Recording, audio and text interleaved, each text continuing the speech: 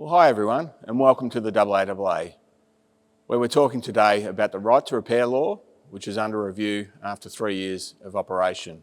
And this is a really exciting opportunity for us to make a positive impact on the law, to improve it and to make it more accessible and more effective for the entire industry.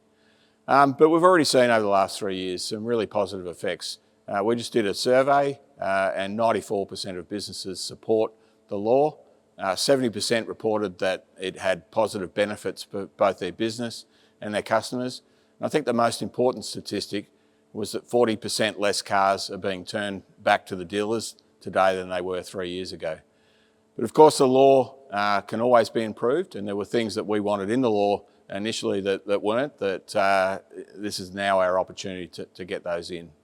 So the AAAA is going to be pushing for 5 major reforms. The first one is that we need data aggregators recognised under the scheme. These platforms are critical for small businesses to be able to access vehicle information in a standardised way and a secure way.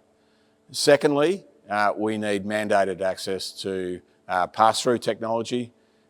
Workshops need to be able to access multiple brands using J2534 pass-through tools. Thirdly, we need to be able to access and update digital logbooks. The fourth thing is telematics, so wireless transfer of data. That's the future, and that's the way that dealerships are going to be able to diagnose and repair vehicles, so we need that like-for-like access. And finally, we need more transparency over the enforcement of the scheme. At the moment, we have no visibility over which car companies are doing the right thing or the wrong thing, and we get no feedback from the AAAC who are enforcing the scheme. Now, you might ask, is this review an opportunity for the government to abolish the scheme?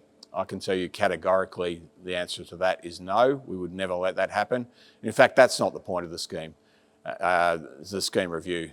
The review is all about understanding whether the scheme is actually achieving its intended objectives, and if not, what areas of improvement can be made to achieve that.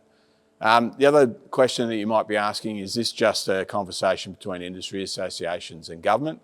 Again, the answer is no. The Department of Treasury are running the process, the review. They've published a discussion paper which is on their website. They're running roundtables today and next week, and anyone can get involved in those.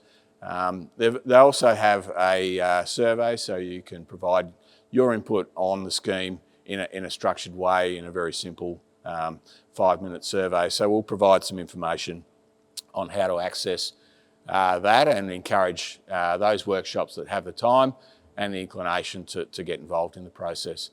But obviously we understand that you're running busy workshops and you don't have the time, and that's okay too, because we've got this. We have a deep understanding, obviously after lobbying for 10 years to get this scheme in place, we have a deep understanding of how the scheme works, what the areas of improvement are.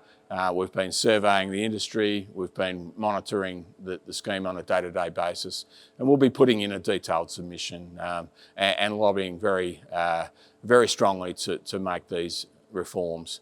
So either get involved or not, either way, the AAAA has your back, and we'll be providing periodic updates as this review progresses.